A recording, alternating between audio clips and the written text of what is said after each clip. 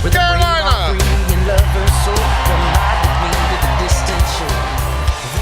I can't tell you how happy I am to be in North Carolina tonight, and just for all of you, I decided to wear Carolina blue.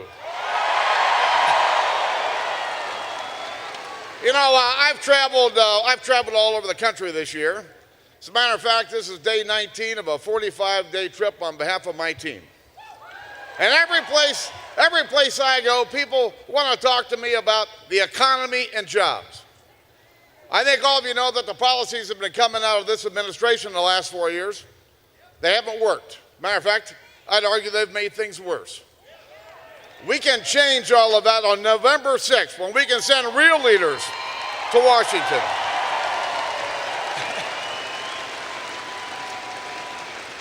And it all starts right here in North Carolina when you can send Pat McCrory to the State House to be your new governor. And you can send Mark Meadows and Patrick McHenry to the United States Congress. And you know, there's one other thing we can do. We can send Mitt Romney and Paul Ryan into the White House.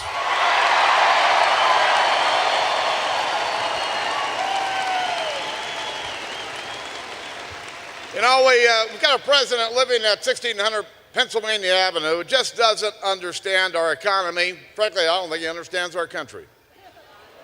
There's no one who's worked harder with this president to try to find common ground, to solve our big debt problems, and to get our economy going again. But the president always would come back to one issue, wanting to raise taxes on small business owners all over this country.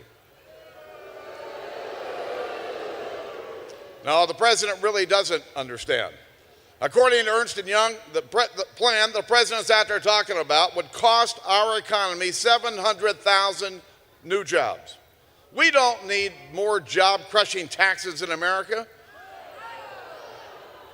We need real policies that will get our economy going again, and thank God that we've got a candidate who's created jobs, who understands our economy, and can get the American people back to work.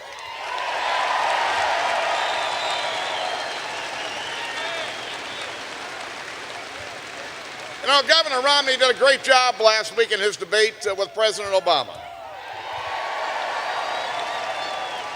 And if you watch that debate, he just kept focused on the economy and would keep bringing it back to the economy. And the Governor Romney's plan to fix our economy, to fix our broken tax code, and to bring those jobs back to our country. And tonight, guess what? It's Paul Ryan's turn.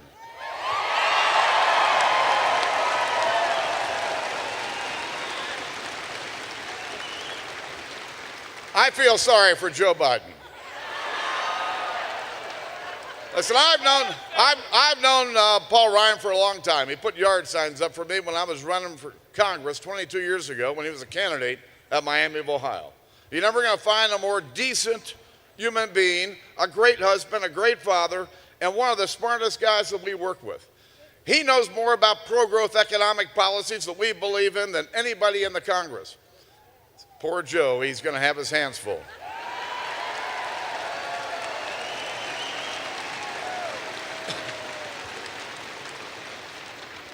In a minute, I'm going to have my buddy come up here and talk, the great governor of Arkansas. But before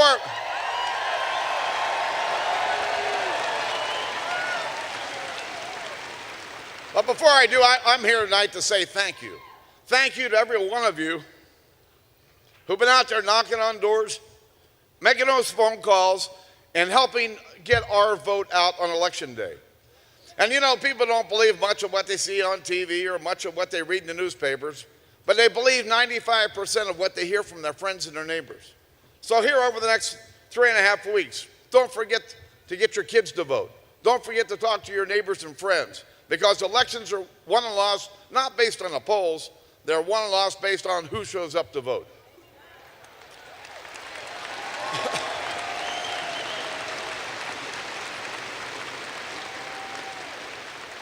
It's my privilege to turn this microphone over to a great guy. Guy was a great governor in the great state of Arkansas, ran for president, and then became a Fox News Channel star. Governor Mike Huckabee. Thank you very much. Thank you, Mr. Speaker. Thank you. Thank you. Thank you. Thank you. I want to just tell you how exciting it is to be here in North Carolina, to see the enthusiasm that you have, not only for the next president of the United States, but for a brand new governor in North Carolina, Pat McCrory, and a fantastic Lieutenant Governor, Dan Forest, who's going to take office with Pat McCrory in January. Now, my job here is to be as brief as possible. I'm going to tell you what Kim Kardashian told Chris Humphries. I won't keep you long.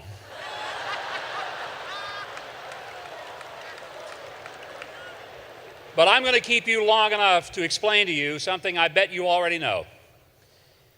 That if we don't get out and work hard and make sure that states like North Carolina vote not only their pocket, but vote their hearts, this country is in big trouble, and we cannot afford 4 more years of President Obama.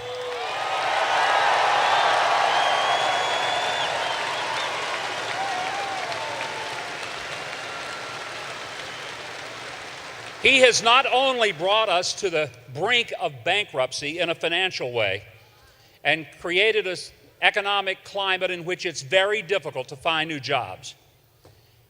You hear the job numbers and he may act like that things are getting better.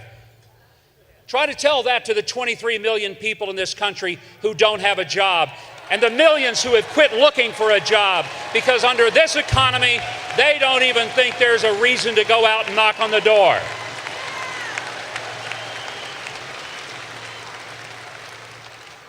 We have a president that spent the last week talking about a millionaire Muppet who is getting a federal bailout, and somehow he is more interested in a bird keeping his job than he is you keeping yours. It's a disgrace.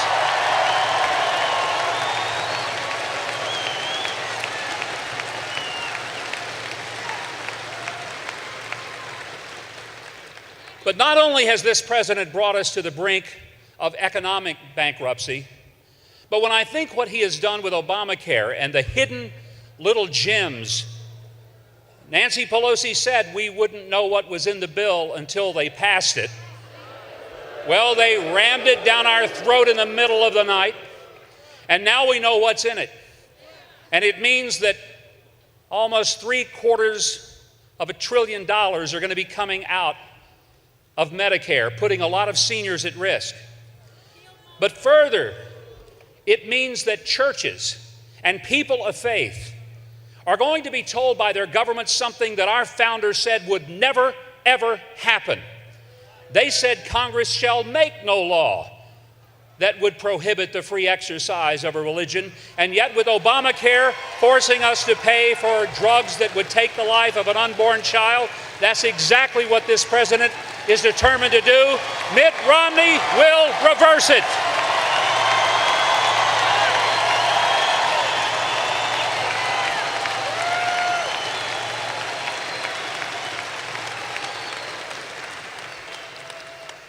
Folks, you know it is a tough time in America, and a desperate time, and an urgent time, when a Baptist minister turned Southern governor will get up and endorse and enthusiastically beg you, urge you, plead with you to go out and get a guy from Massachusetts who's a Mormon to be elected president.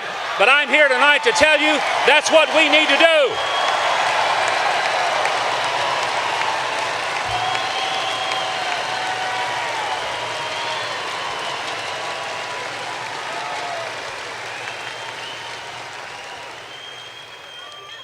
I want you to understand tonight that we are here asking you to not just go out and vote, but to keep your pressure on friends, relatives, associates you work with, and neighbors And do not let them sit at home if they're going to vote for Mitt Romney and Paul Ryan. Make sure they go to the polls. Now, if you've got friends and neighbors who tell you that they're going to vote for Obama, tell them the election has been postponed until December. Don't let these people out of their house that day. Let the air out of their tires if you have to. There's the headline tomorrow in the paper. Huckabee urges vandalism in American voting. But it is more than simply our clapping our hands, our stomping our feet, our screaming our lungs out. It is making sure we leave no vote behind on Election Day, and that every single vote in North Carolina and the rest of this country turn out, because I hear people say all the time, this is the most important election in our lifetime. Now, we say that every 4 years. We really do. Every 4 years we say it. But I'm going to tell you something. I just want to be very honest with you tonight. I try to always be, and I'm going to be right now. This is an important election, but it's not fair to say it's the most important one in our lifetime, because I'm going to tell you something. This, I believe, may well be the most important election since the founding of our great republic, because never has there been a clearer choice as to the next president of the United States.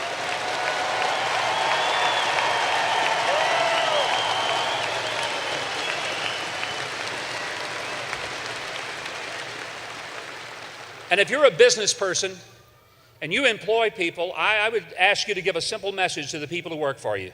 And here it is. If you want to keep your job, you better hope Barack Obama loses his.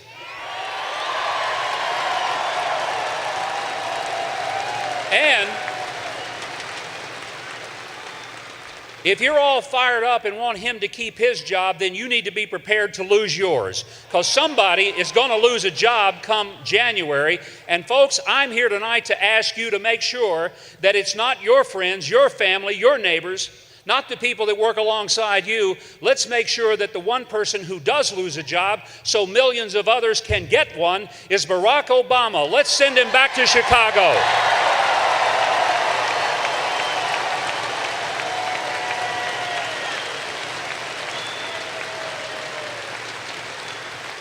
It is my distinct and great honor tonight to present to you the person who I believe will be a great president of the United States and will get this country back on its feet and working again. And I am proud to stand here with him tonight.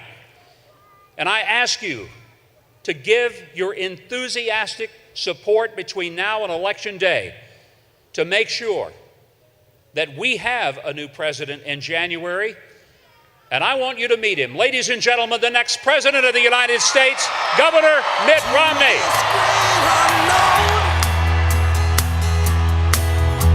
And I don't want no one to cry, but tell them if I don't survive, I was born free. I was born free. I was born free.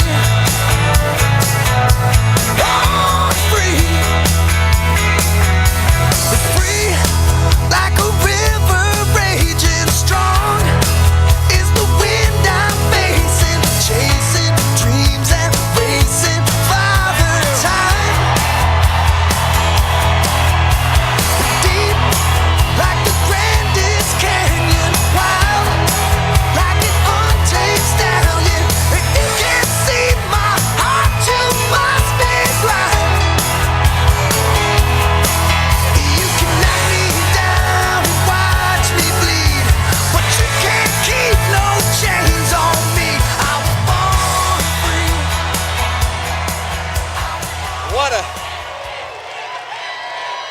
What a North Carolina welcome. Wow.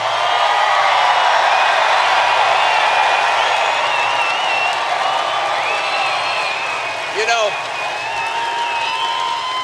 based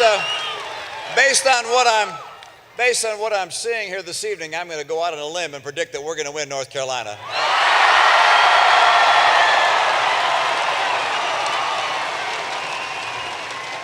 Boy, it has been quite a day for me and hopefully for many of you. I had the chance of a lifetime. I got to meet Billy Graham today and Franklin Graham.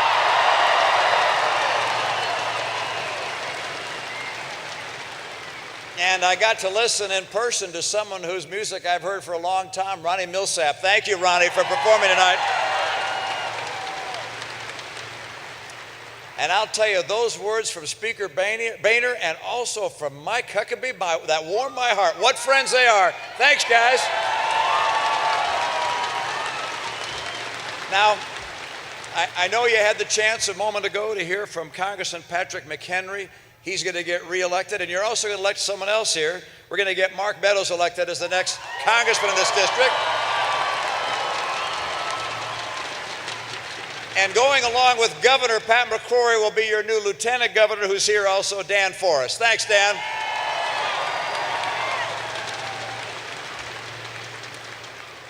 Now, I enjoyed my debate about a week ago. That was a good experience.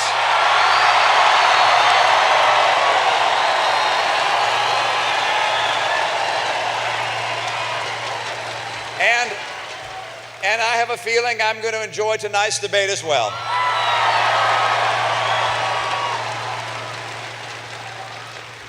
Because Paul Ryan and I are talking about substance and issues that matter to the American people. And this opportunity for us to meet with people across the country has brought more and more people to our campaign because we recognize that America faces real challenges, and we have a president and vice president that just aren't up to the job. And so on November 6th, we're going to send them home.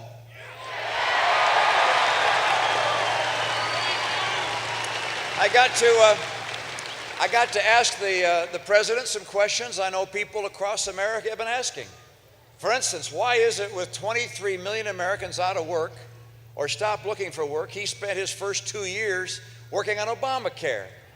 I asked him why it was with trillion-dollar deficits, he put $90 billion into green energy companies. Why it was with gasoline prices twice as high as they'd been when he took office. He cut in half the permits and the licenses on federal lands and in federal waters for drilling for oil and gas.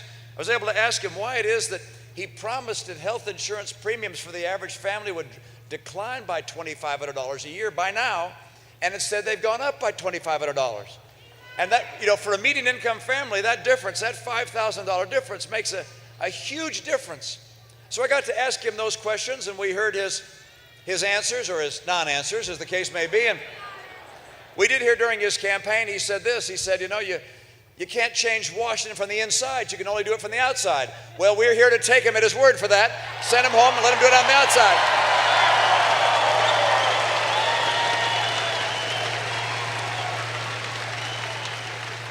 And Mike Huckabee made a good point just a moment ago. He mentioned the number of people that are out of work, and he mentioned also that we've got 47 million people today on food stamps. There were only 32 million on food stamps when the president took office. More people in poverty, 1 out of 6 Americans in poverty today. And against that kind of backdrop, we have a president talking about saving Big Bird. I think it's time to have a president who will talk about saving the American family, and I will.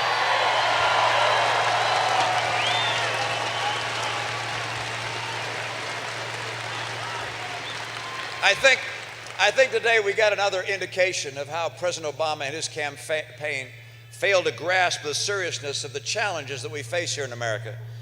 His campaign said this today about the Benghazi terrorist attack.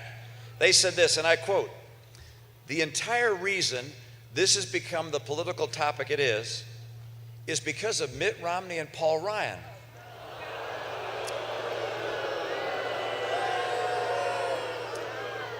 No, President Obama, it's an issue because this is the first time in 33 years that a United States ambassador has been assassinated. Mr. President, this is an issue because we were attacked successfully by terrorists on the anniversary of 9/11. President Obama, this is an issue because Americans wonder why it took so long for you and your administration to admit that this was a terrorist attack.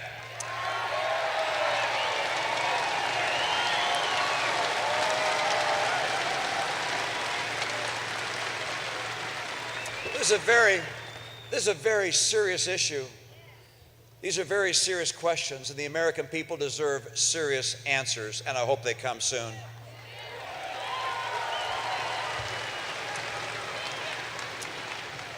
Now, in our debate, we got to talk about some differences between us, because that's one thing we agreed upon, and that is that we have a very different vision for the future of America. And I hope you're able to pick that out. If President Obama were able to get reelected, why, he would raise taxes. He's made it very clear. The vice president blurted out the truth the other day. They're planning on raising taxes $1 trillion on small business and on individuals. The estimate is their tax plan will cost 700,000 jobs. I make this commitment. I will not raise taxes on small business or on the middle class in America. We're going to keep our taxes down.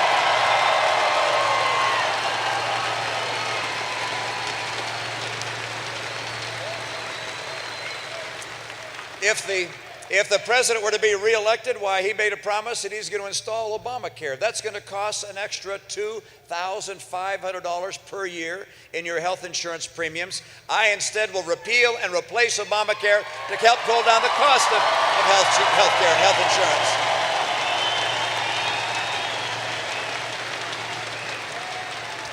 If the president is reelected, why, he made it very clear he's going to cut Medicare by $716 billion. I will restore Medicare funding and honor the promise made to our seniors.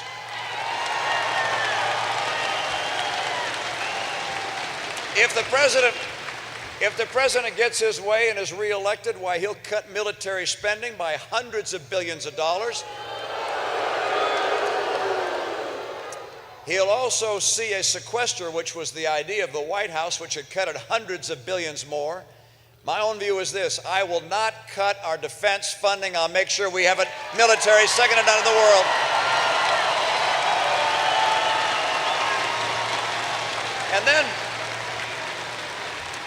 And then we were asked about jobs and how we get more jobs in our economy, more people working, more take-home pay. And the president actually described what he's been saying for the last 4 years, which is he wants another stimulus. How'd the first one work out? All right. And he wants to hire some more government workers. Nothing wrong with that, except that's not going to get this economy going. He said as well that he wants to raise taxes. He's going to make some investments. Remember the investments he made in Cellular and Fisker and Tesla, Enterone? A friend of mine said he doesn't want to pick winners and losers. He just wants to pick losers. He calls his plan forward. I call it forewarned. All right? We don't want to go down that road anymore. This president says he wants to fundamentally change America. I don't want to change America. I want to restore the principles that made America the hope of the earth.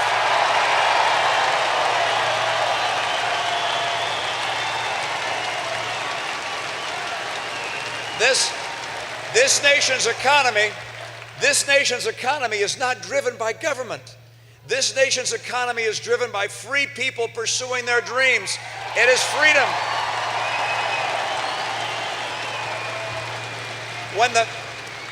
When the founders crafted the founding documents of our country, they're both brilliant and I believe inspired, because they said our rights came not from government but from God.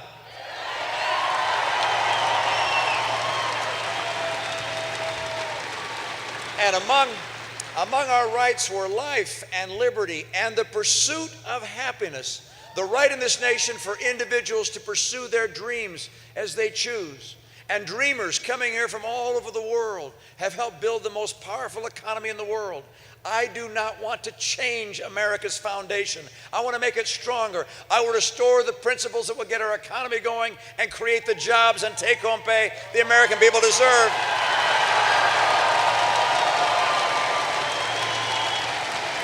And there are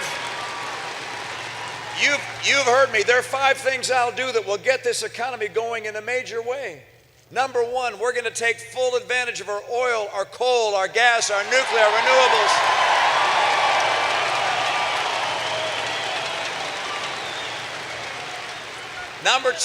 Number two, we're going to make sure that trade works for us. We can compete successfully with anyone in the world. I want to open up new markets for our goods. But when people cheat like China has cheated, we will put an end to that. I will stop it as effectively as I possibly can. Number three, we're going to make sure our people have the skills they need to succeed. And for that to happen, we have to have good training programs. By the way, there are 47 federal training programs reporting to 8 different federal agencies. You can think of the waste and the inefficiency. I want to take those 47 programs, take the money from them, make sure that North Carolina gets its fair share of that money, and you craft your own programs for your own people in the way you think best.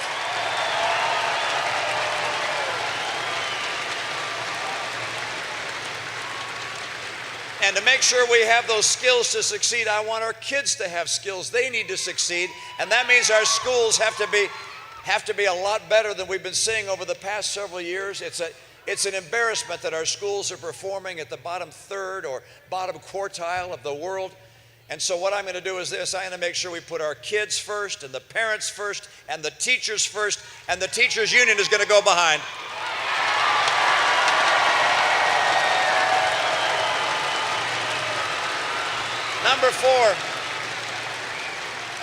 Number four, to create these jobs, we're going to have to convince entrepreneurs and businesses large and small to grow in America, to invest in America, to hire in America. And for them to do that, they have to be convinced that we're not on the road to Greece. And this president's spending and borrowing has put us on that road. That's why I will cut federal spending, I will cap it, and get us on track to a balanced budget.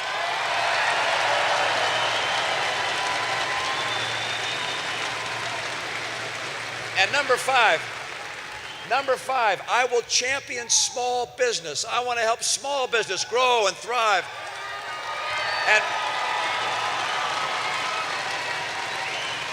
And to do that, unlike the president, I'll keep taxes down on small business, and I'll get regulators to see their job as helping small business grow, as opposed to crushing them with excessive regulation. And by the way, there's something which hangs out over small business right now, a big cloud.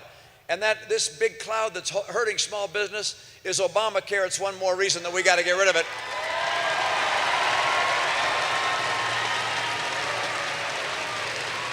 If we do those 5 things, when I do those 5 things, when I'm president of the United States and do those 5 things,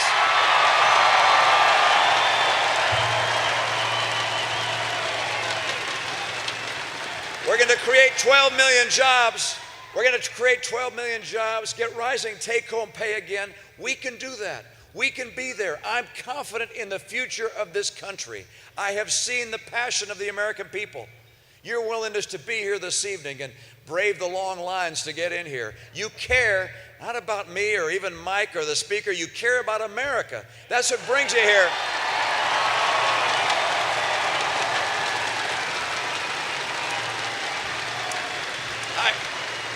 Throughout my life, I've had the chance throughout my life to see something about the character of the American people. And you've seen it as well in your workplace and around you. I was at the Republican convention not terribly long ago, and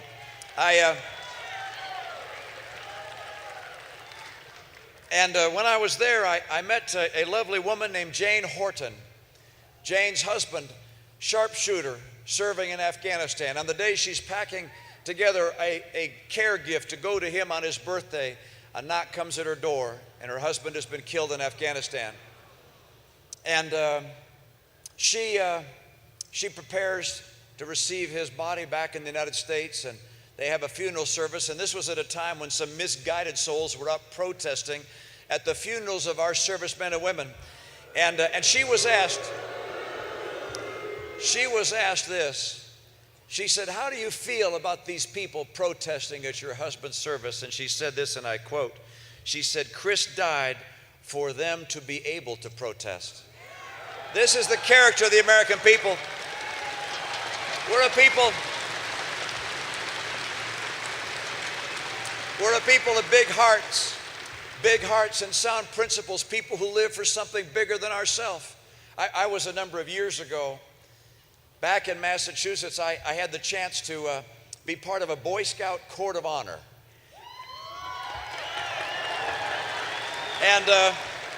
Some of you know what that is. It's a chance for our Boy Scouts to get their Eagle Scout awards or to get other awards in leading up to an Eagle. And I was one of the leaders in the Boy Scout effort, and so they had these Formica tables up front, and I was seated at the far end of the table next to the American flag, and the speaker who was speaking was the Scoutmaster from Monument, Colorado. And he described how their Boy Scout troop wanted to have a very special American flag. So they bought one with gold tassels around it. And they had it flown above the state capitol, as I recall, and they sent it to Washington to have it flown above the national capitol, which it was. And then the boys had an idea. They said, hey, can we have that flag go up on the space shuttle? And so they contacted NASA. And you know, space is kind of at a premium in space. So I'm sure NASA wasn't wild about taking souvenirs on the space shuttle, but they agreed. They took the boys' flag with them on the space shuttle. And the Scoutmaster said, you can't imagine how proud our boys were to watch from their homeroom as they saw that space shuttle take off, and they knew their flag was on it until they saw that space shuttle explode before their eyes on TV. And he said he called NASA, and he said, have you found any remnant of our flag? And they hadn't. He said he called every week. I think it was from February till like May or later. He called every week. Have you found some part of our flag? No, no, no. And then in some time, I think in September or so, he was reading an article in the newspaper that said something about a flag being in some of the debris that was recovered. And so he contacted NASA and said, have you found our flag? And they came back and said, well, as a matter of fact, we have. And so they got NASA together with this Boy Scout troop, and then they presented the Boy Scout troop with a plastic container. And in the container, they opened it up, and he said, there was our flag in perfect condition. And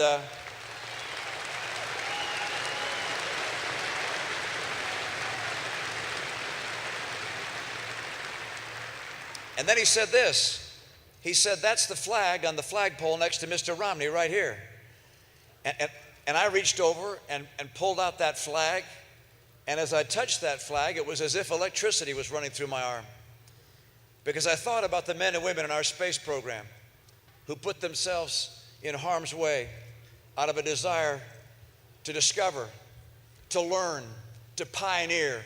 It's part of the American spirit to live for something bigger than ourselves. We do that day in and day out. We've got dads. We've got dads in America today that are doing two jobs so they can afford to give their kids the kind of clothes their kids need to fit in at school. We got single moms that are working real hard to make sure that their child is able to have food on the table at the end of the week. We got parents that don't exchange gifts with each other for birthdays or for Christmas so they can make sure and provide a Christmas for their kids. The American people give for their kids. They give for their country. We're a patriotic people. We love America. We live for something bigger than ourselves. That is the nature of America.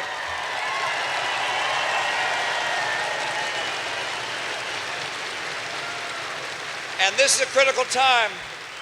This is a critical time for America. We face extraordinary challenges. Challenges in foreign policy, particularly in the Middle East. Challenges at home with people who need good jobs. This is a time when the American people are going to have to grab the torch.